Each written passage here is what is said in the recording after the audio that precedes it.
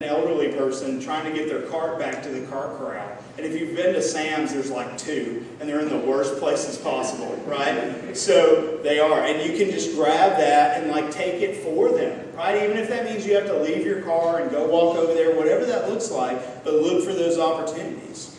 Students, look for ways to help those who have young families or families with special needs. You know, having little kids is tough. And you're like, well, I already did it. I don't have to do it again. Maybe you have some wisdom that you can impart. Maybe you could take some of that load off of those people who are struggling 5 kids, right? So, right, Drew? So, anyway. So, they're pros, though. So, they'll probably still take your help. Anyway, but look for those who are struggling emotionally, socially, or financially. You know, those are all ways that we can help. You know, most importantly, just be there and offer your heart, your love, your life, like be in relationship, right?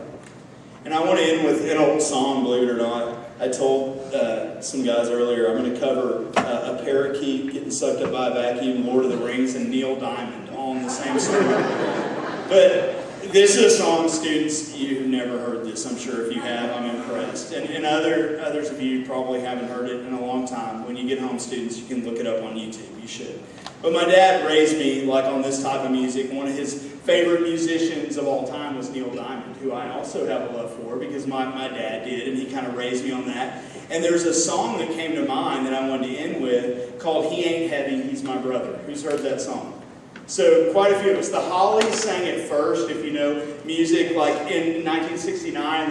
It was a hit for them. And then, it's funny, Neil Diamond sang it in 70, and it was a hit for him too. But it's a hit because of the words. I'm going to read them to you. I'm not going to sing them. I'm going to read them. So it says, the road is long with many a winding turn that leads us to who knows where. But I'm strong enough to carry him. He ain't heavy, he's my brother. So on we go, his welfare is of my concern. No burden is he to bear. We'll get there, for I know he would not encumber me. He ain't heavy, he's my brother. If I'm laden at all, I'm laden with sadness that everyone's heart isn't filled with the gladness of love for one another. It's a long, long road from which there is no return. While we're on the way to there, why not share?